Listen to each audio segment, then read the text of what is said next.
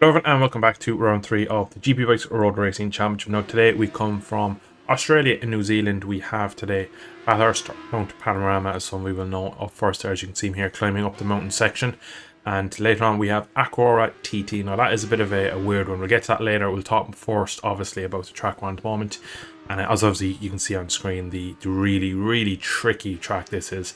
And funnily enough, I actually don't know the layout. Not coming into this race, hadn't learned the preview, so I believe I've done maybe 1 or 2 laps in ACC. I think I did my license in the Seiren Corsa Competizione just to get my badges so I could play it online, and I really don't know which way it went, so probably did the most practice on this one. The TT track later is about 15 minutes, 12 to 15 minutes long depending on how good you are.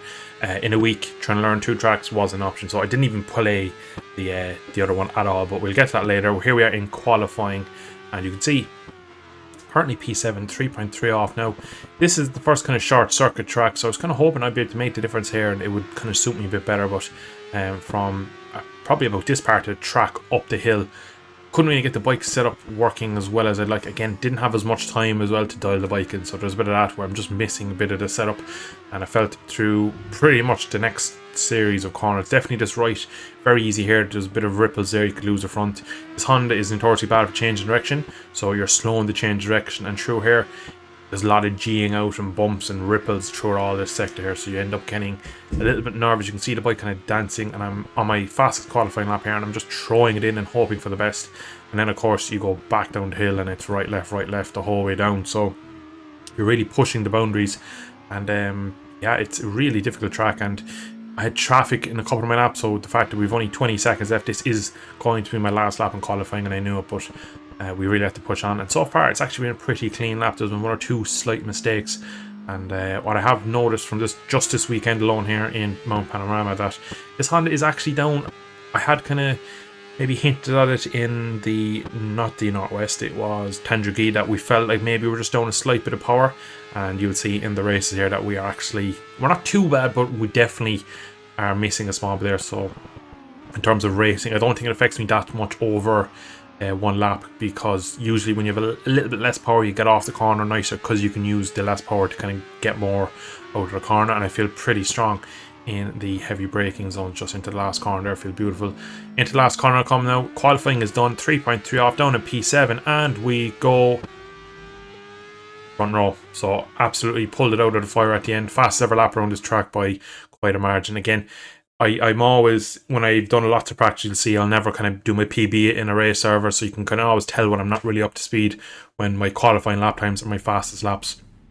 We're here now on the grid for race 1. Billy Jones on pole on a Honda, and he was like a second quicker than me, so he just has a beautiful turn of speed. Billy, in fairness, I'm very much a pole hound. We get a very average start. You can see it's probably my worst one so far this season. We're down to currently P5, and I tried to go maybe a bit around the outside slightly. Actually, I kind of got balked by Boxer and end up on the grass, and we're already down in a bit of power, but luckily there for me, a couple of other bikes kind of got in each other's way, and I think there was a collision. So immediately jump into the slipstream of the Ryzen front. You can see as you go over that crest there, the way wheelie's mad in 6th gear, and we actually get dragged a little bit deep. And you will notice here we go down to 2nd, which is the gear I take this corner, and it's nearly kind of 80-90 miles an hour corner, but because of the length of the straight, the bike is geared so long that you actually have a bit of you can nearly kind of fall out of the power range quite easily, so it's actually quite a difficult track. You can see a lot of this uphill section as we lose Boxer from the podium positions. You can see a bike kind of falls out of power so much that we're down into first. So really, because of how much I was crashing in pretty much this section, because it's just so much risk to get good speed through here. See there, just as we hit a bump with a bit of lean, rear comes round, and we absolutely get as close as you want to the outside wall. So very dangerous wall that is. If you touch it, usually kind of get spat back across the track. So early in the race, I really knew that Luke Hoyd probably had me covered, and I knew Billy was untouchable, so not really trying to go with them. I'm pretty much happy that we've a race boy behind me. I think this is his first race in this championship, so I wasn't really expecting much in terms of a challenge from him. He was doing pretty well to be up that far up the grid. Leave Franco behind as well, and then we Foxer back in P6. So the guys I'd be kind of keeping my eye on in terms of speed. Benjamin, I think, as well, was involved in an opening corner crash, so he's kind of out of the picture as well. So it wasn't long before I thought to myself, look, let's get into a rhythm and let's start knocking laps off and just stay away from the walls. And again, there through this fast lefty, I don't actually realise it when you're riding and you're on the limit, but Jesus, the bike doesn't have pivot on the bumps and stuff, so it's very nervous. We're midway through lap 3, so over half race distance. We have a yellow flag, and I thought nothing of it. That is our race leader there, Billy and Luke Hyde down, so a Honda and a BMW, and we actually end up leading this race for a small bit. Now, might look like we've gained a lot from it, but they're only actually about a second behind because the downhill section is so narrow and twisty that they don't really lose a whole lot from crashing, and also they have built out a nice couple of seconds. I think they were about 3.5 seconds up the road. They were probably slipstreaming each other along because it's worth a lot along here. So I wasn't really thinking to myself that I was in a position to win or anything at this moment, because I knew they weren't that far behind, and I knew it was going to be kind of one of those things where I just needed to kind of keep on, and hopefully when they caught me I could battle them and see how it went. Similar to, I suppose, race 2 in the last round when we went to Oliver's Mount, where I really tried to just hold on and battle my position, and we managed to get the win there. Now, we jumped to a lap later in the same position, green flag. You see I have an absolutely flashback there, a quick look, and that is Luke Hyde behind me now. So it looks like Billy, unfortunately, has made the same mistake again, or got caught again. I've seen a lot of people talking in the chats that the Honda is notoriously bad at changing direction, and Billy's had 2 crashes in pretty much the spots where you'd need the bike to be nice and nimble and change direction. Now we have about half a second over Luke Hyde, and this is now where I start to notice that the Honda ever so slightly is down. I'm trying my best to kind of roll these hills and keep the momentum. Now he does have the slipstream, which kind of emphasizes how fast that BMW is, but he's almost on my back wheel coming into the chicane, and you can see just his name popped in there for a second. So I'm thinking, right, I'm going to have to get a margin for this last lap. So I'm pretty comfortable on the brakes into this last corner. The bike skips around a lot, but I feel pretty good. And it's turn 1, so I was kind of thinking he's not really, unless I make a mistake, it's not going to be that easy for him to make a pass. So last lap, we have very little time over him. But as you see now, into this first corner, I have a nice stoppy in there, and I get the bike up, squared off into second gear. And we have a quick look back. There's a green flag. I thought for a second it might be the Italian, but it isn't. And we've already somehow pulled out 7 then. So I'd imagine it was more a mistake from Luke Hyde and a good sector for me, kind of joined up together. But going up this hill section now, that we have the bones of a second, and no matter how fast that BMW is, if I can keep him out of the slipstream, I'm thinking I should be golden here to take victory in race 1. But we still have all this uphill section where I just don't have confidence. See now, as we go to the part of the track where I'm a bit weak and a bit maybe riding within myself, I have a second gap. So I'm not really thinking at this moment in time of the gap. After I saw the gap when I came out of turn 1, I thought, right, we need to push, we need to put on a real good lap here, and kind of just drag maybe Luke Hyde into a mistake if we can. But you will start to notice here that I don't really take it that easy. I'm still going white line to white line. I'm still taking speed, and the bike is still doing bits. But you'll see here in a second the gap does drop, and we're right over the curb. So I'm riding it quite well. He's taking 0.7 out of me in that sector.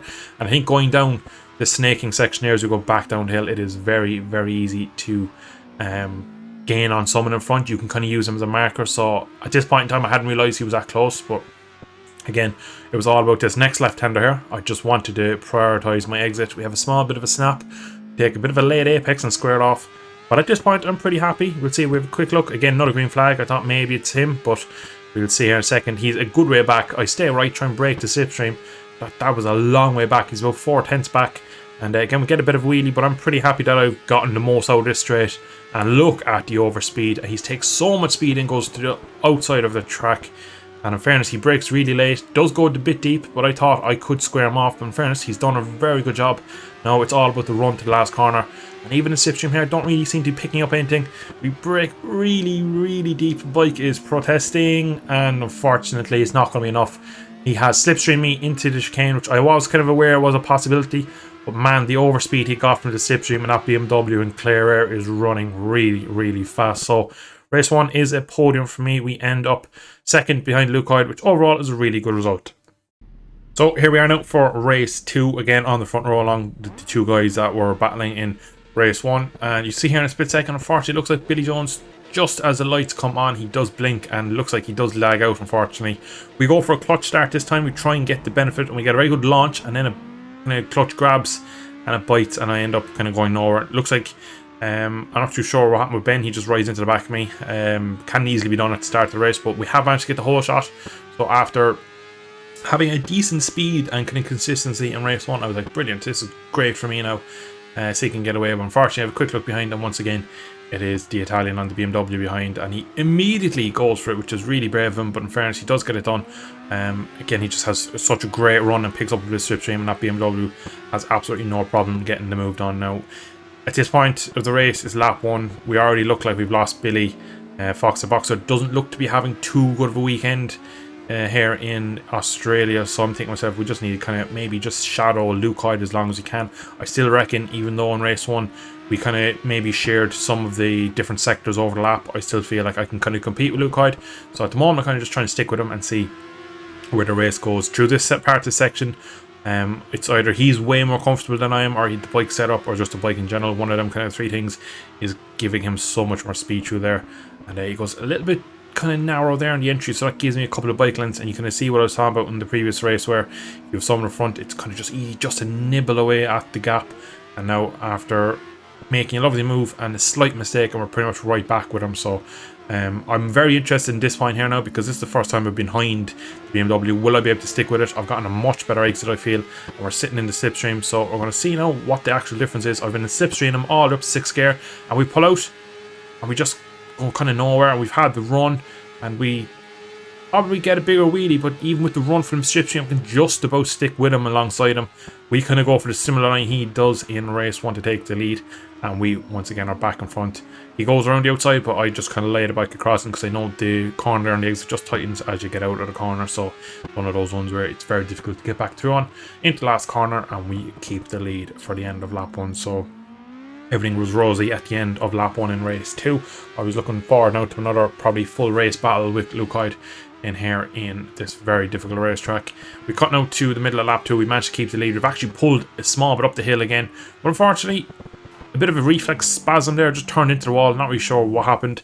Maybe a small bit distracted, not really sure, but we bounced across the curbs and we end up in what looks to be P4. So we have, that is Luke Hyde now who's taking the lead, so we haven't lost a whole lot in fairness. Foxer, who again, like I said, looks to be maybe not as fast as he has been, but still obviously is very fast. But and then we have the ZX10 of Zlana, or Xlana, I'm not too sure the pronunciation of the Portuguese rider's name, but he is on the ZX10 now. At this point we have 3 bikes that I would class probably quicker in a straight line in front of me. I'm gonna have to make up some position, so pretty annoyed at my mistake, because I'd gotten about a second out.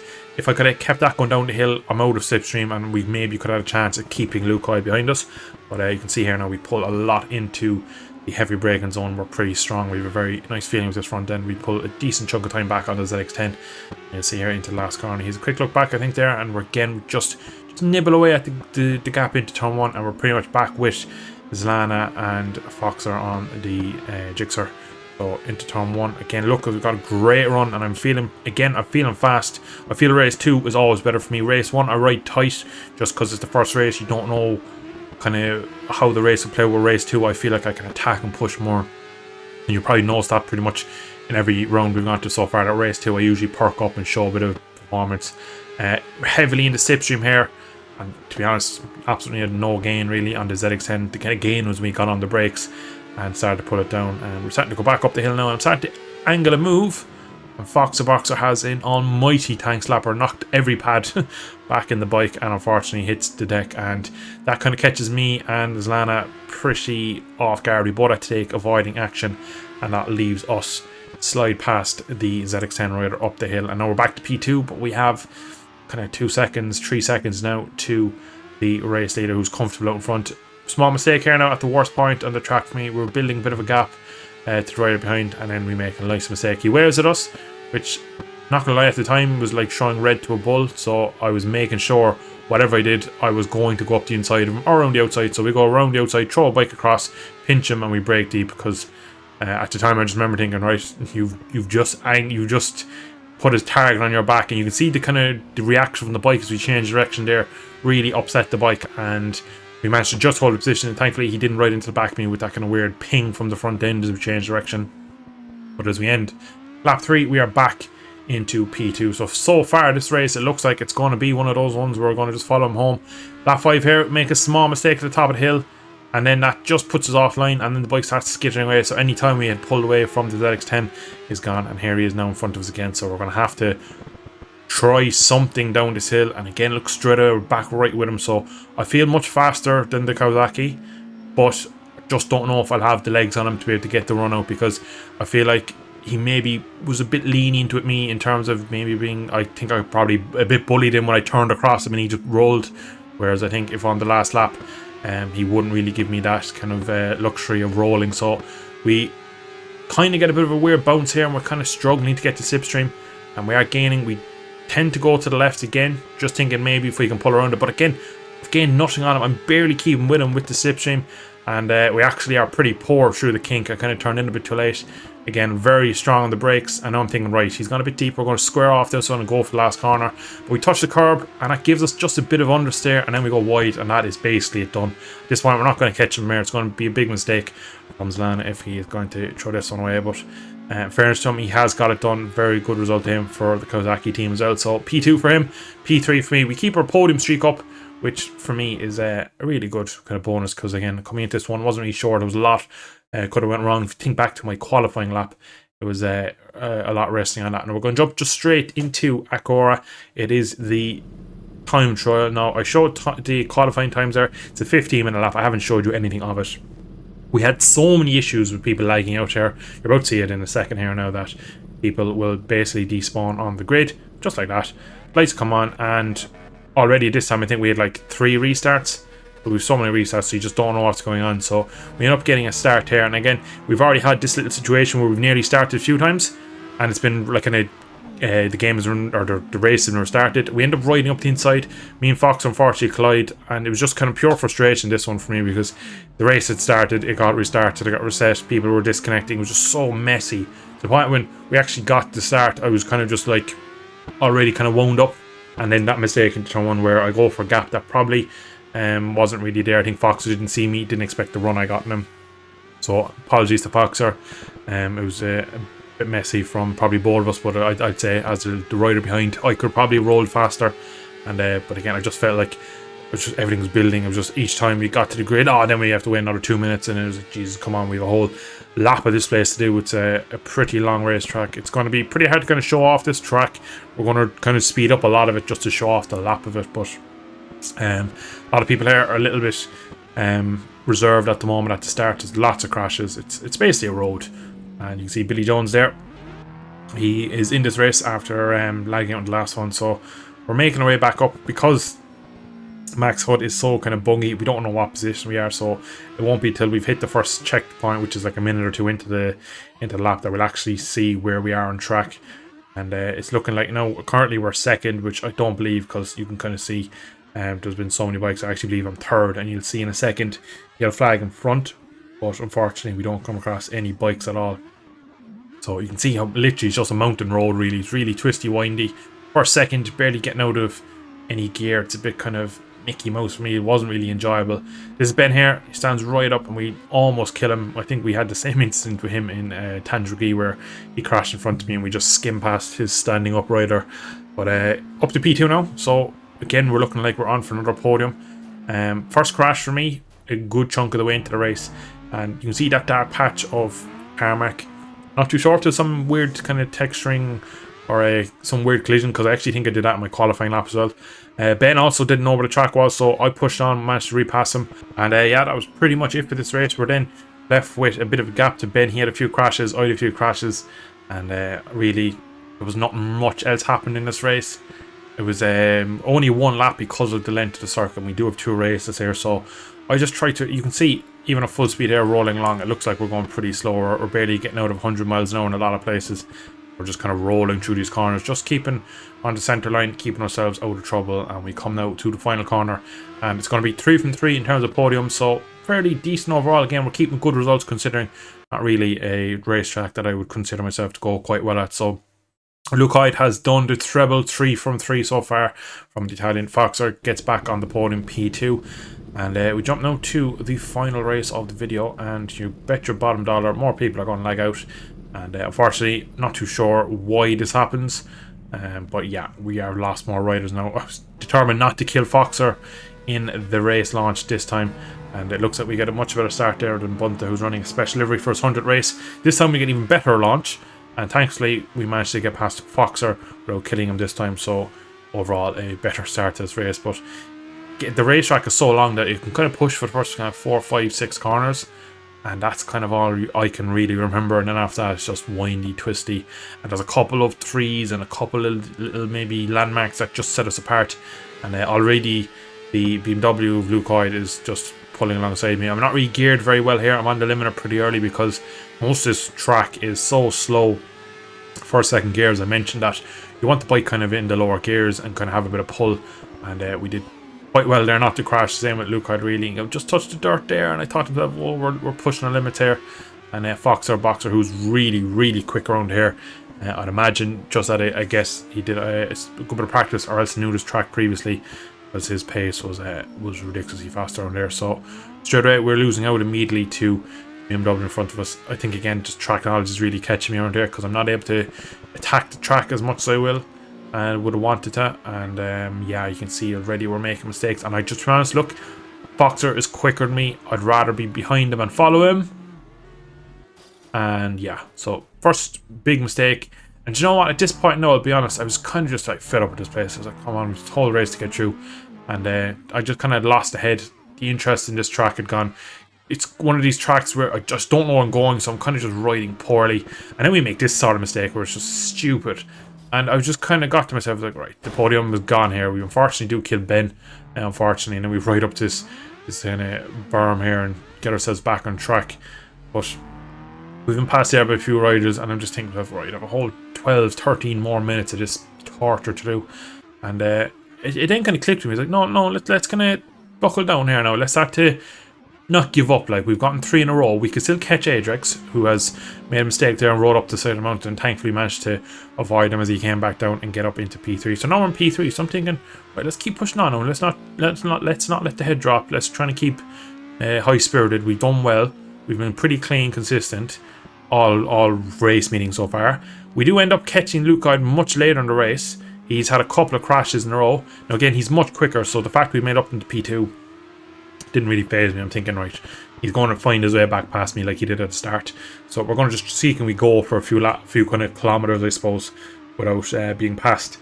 And that's kind of what we're just trying to do mainly for a lot of this race, is just, can we keep it on track? Can others keep it on track? Whoever gets to the finish first will be the guys that basically can keep it on. Because I know most people didn't. It looks like Luke Hoyd's having serious front end problems around here. He did mention afterwards, pretty much when he followed anyone, the bike would give him serious bother where he'd pick up the front and stuff. So the fact of the matter is, he was so much quicker than me. You can see we're into the last sector here nearly. We have a couple of corners to go. He's 3/10 behind me, even though he crashed, and we pulled out a nice kind of couple of seconds. And you can see I look like I'm going so slow, because I pretty much am. And it's giving so much encouragement to Luke Hoyd to maybe catch me and take my P2 before the end. Thankfully, I know the end of the circuit slightly enough that I can just keep maybe a decent enough speed to be maybe not a passenger, but Luke Hoyd Rock is literally just behind me, and I'm really just trying to do it. You can see we're kind of coasting in here. We're a bit nervous. He's catching me hand over fist. And we have a couple of corners to go, and I'm thinking, Christ, is he going to just leave the brake off into this last corner and push me away? Because again, like I'm kind of going at a snail's pace really, and you can see I'm just trying to be smooth and consistent, stay on the track. And he's right there now. It's the run to the line. We're coming up to the last corner. I'm thinking to myself, right, that's not the last corner. I've kind of broke a bit early for that one, and I'm a bit unsure. I'm going to look here in a second as we come out the last corner. He is right there. That's how close we are to losing P2. In fairness to Luke Hoyd, he did a fabulous recovery job to get back on. We just showed the speed he's had today. It was brilliant. He won 3 races, and yeah, he could have easily won the 4th if he didn't have a couple of small crashes early on. We're going to leave it there for today's though. It's been a very different sort of episode for me. It's, again, tracks that are maybe not more well known, and especially the Akaroa one was really different for me. And just a track that we didn't have time to really learn, so you kind of had to just rock up and pray, which is what we managed to do. But 3 podiums, a second, a third, and a second, or second, third, second. So our streak of podiums has continued. I think that's 6 on the bounce now, which I never really thought was possible. But it was really fun, I must say. But thank you all for tuning in. Hope you have enjoyed. If you did, drop a like, subscribe, all that good stuff, and I'll catch you in a future episode in the not so distant future. Thanks for watching. Slán go full.